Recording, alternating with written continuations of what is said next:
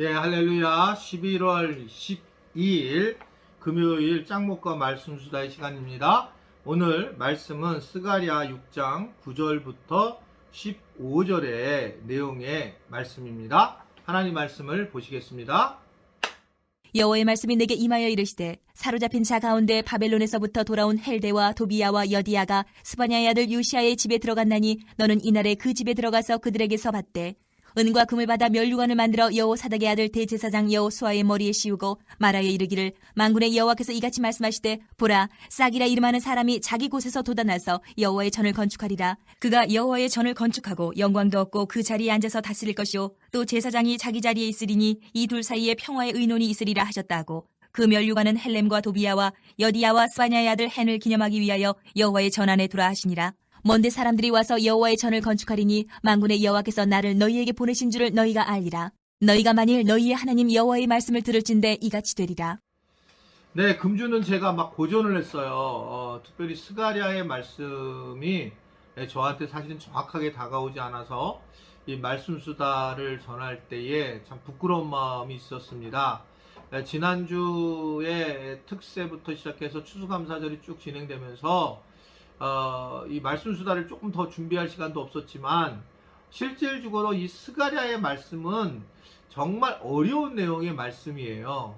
그래서 이것은 이단들도 얼마든지 사용할 수 있는 그러나 이제 구약에 속해 있으니까 유명하지 않은 말씀이니까 결국은 잘 사용되지 못하고 있지만 저 개인적으로도 이렇게 이제 스가랴의 말씀을 그냥 쭉 얘기한 적이 거의 없습니다. 그래서 혹시라도 우리 지체들이 오늘 이 말씀 수다를 들으면서 잘 몰랐다면 뭐 이건 제 책임이니까 여러분 양해를 부탁을 드리고 다시 이제 잘 할 수 있도록 여러분 기도해 주시고 저도 노력을 하겠습니다. 예, 자 오늘 말씀을 보게 되면 9절에 이런 말씀이 나와요. 여호와의 말씀이 내게 임했다라고 말씀을 하고 있습니다. 즉 스가랴에게 하나님의 말씀이 임하게 되었어요. 어떻게 생각하면 살아가면서 가장 귀한 얘기입니다. 하나님의 말씀이 임하는 것. 그러니까 제일 어려운 부분은 하나님이 어떻게 내게 무엇을 원하는지를 전혀 깨닫지 못할 때가 어떻게 되면 우리의 마음이 불안해지고 떨리게 두려움에 빠지게 되면서 어려움을 겪는 게 말인데 스가랴는 하나님의 말씀이 먼저 임했다라고 이렇게 말씀을 하고 있어요. 그것은 굉장한 하나님과의 관계에 대한 청신호에 대한 내용의 말씀이라고 보죠. 자, 그런데 무슨 얘기입니까? 10절의 말씀을 보면 쭉 얘기를 하면서 뭐라고 얘기를 하냐면 11절까지 쭉 보면 스가랴에게 면류관을 만들어서 대제사장 여호수아에게 씌우라고 그렇게 머리에 씌우라고 11절 이하에 쭉 말씀을 하고 있어요. 그러면서 그 뒤에 이제 12절의 말씀을 한번 다 같이 우리가 볼까요? 다 같이 우리 밑에 이제 나올 텐데요.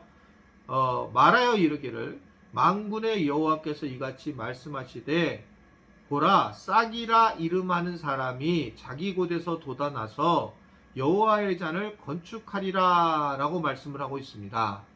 여기서 싹이라고 하는 이름하는 사람이 일어날 거라고 선포를 하시는데 이 돋아날 싹은 이 땅에 육신을 입고 올 분인데요. 무엇을 의미할까요? 바로 메시아 예수 그리스도를 소개하고 있는 그런 내용입니다. 예수님을 상징하는 거예요. 싹.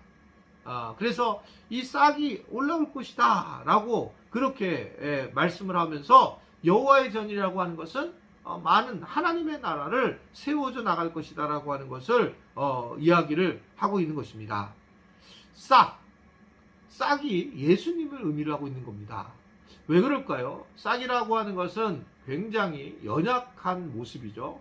그러니까 예수님이 처음 태어나실 때에 굉장히 연약하게 태어나셨죠. 베들레헴에서 태어나시고 또한 동정녀 마리아에게서 태어나시고 처음 예수님을 경배한 사람들이 목자, 가장 천한 직업이었던 목자였단 말이죠. 그렇게 어떻게 보면 싹으로 태어나신 예수님에 대한 모습을 숨어져 있어요. 그럼에도 불구하고 싹의 또 다른 면은 무엇이 중요하냐면 바로 생명에 대한 상징적 의미가 있잖아요. 그곳에서 나오지 않는데 싹이 나왔다고 해서 생명이 점점 성장하고 자라게 될 것이라고 하는 것들을 보게 되면서 예수님은 생명이라고 하는 것들을 우리에게 말씀하고 있는 그런 장면이 아닌가 이렇게 생각을 하게 됩니다. 여하튼 예수 그리스도가 실제로 나는 부활이요 생명이니 나를 믿는 자는 죽어도 살겠고 살아서 나를 믿는 자는 영원히 죽지 않는다라는 것은 싹으로 우리에게 잘 이미지가 형성될 수가 있다 이렇게 볼 수가 있어요. 사실 여호수아의 대관식을 통해서 지금 하나님은 메시아에 대한 설명을 너무 잘해주고 있는 거거든요. 여러분 어떻습니까? 우리가 죽는데 사실 죽는다라는 표현이 안 맞죠? 요한복음 11장을 보게 되면 우리는 죽어도 살겠고 살아서 나를 믿는 자는 영원히 죽지 아니하느냐라고 예수님이 말씀하시잖아요. 나는 부활이요 생명이니 그렇게 말씀하시면서 사실은 우리는 죽지 않는 겁니다. 그리고 죽지 않고 예수님이 내 안에 있으면서 우리는 생명체로 살아가는 거예요. 그래서 우리를 성경은 죽는다 이렇게 표현하지 않고 믿는 사람들은 잠잔다 이렇게 표현을 하잖아요. 그래서 어떻게 보면 우리가 죽음에 대한 어떤 장래의 의미보다 잠자시는 분들의 어떤 예배를 드리는 게 훨씬 더 성경적인 예배라고 볼 수가 있습니다. 왜냐하면 우리는 생명이신 예수님이 우리 안에 있기 때문에 그래요. 싹이 우리 안에 있기 때문에 싹은 어느 날 점점 커지게 되고 우리가 죽고 난 다음에도 여전히 싹이 내 안에 있고 부활이신 주님이 우리 안에 있기 때문에 우리는 죽는 것이 아니라 생명 있는 자로 살아가는 겁니다. 여러분 누군가가 물어볼 때에 나는 죽지 않아. 그냥 나는 잠잘 뿐이야. 이렇게 얘기를 할 수 있는 사람들이 훨씬 더 올바른 신앙을 갖고 믿음을 가진 사람이죠. 마지막 우리가 죽음을 앞두고도 예수님을 믿은 사람들은 그때 이제 야 내가 너희를 못 보면 어떡하니 누구야 어디에 뭐 있고 뭐 어떻게 되게 뭐 이런 것도 물론 중요한 얘기지만 그러나 훨씬 더 중요한 것은 믿음의 사람들은 내가 이제 잠자러 간다. 내가 잠자러 간다. 그러면서 이제 내가 깨어나서 주님 품에 앉을 거야. 너희들도 나처럼 예수님 믿고 죽지 말아라. 우리의 육신은 죽는 게 우리 영혼은 죽는 것이 아니다. 라고 하면서 잠잔다라고 하는 것들을 얘기할 때 바로 바로 스가랴에 나온 싹이 굉장히 중요한 부분이다. 그래서 하나님은 이 도단할 싹을 통해서 성전 건축 결국 하나님의 나라를 세우게 되고 하나님이 통치하신다라고 하는 것들을 우리에게 전해주고 있는 것입니다. 예수님이 이 땅에 바로 성전을 지을 왕으로 세워질 것이라는 것을 얘기하면서 그러면서 스가랴의 아주 중요한 말씀들을 오늘 전해주고 있는 것을 볼 수가 있어요.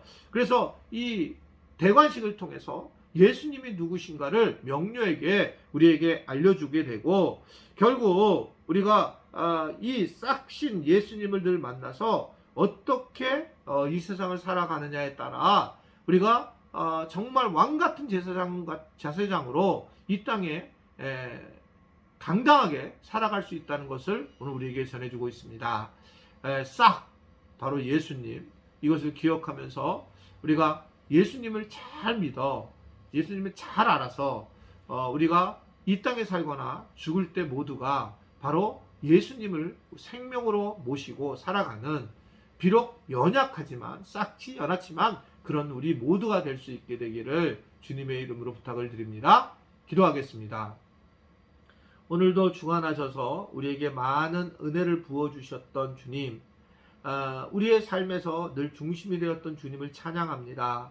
예수님을 몰랐다면 우리가 얼마나 허무했을까 생각을 할 텐데 주님을 알게 돼서 너무 감사합니다. 그런 주님을 찬양하며 주님 안에서 평강을 누릴 수 있는 우리 모두가 되도록 도와주옵소서. 이제 주일날 또 많이 현장에 나와서 함께 은혜를 나누기를 원합니다. 반가운 얼굴들 볼 수 있도록 도와주옵소서. 예수님의 이름으로 기도드리옵나이다. 아멘.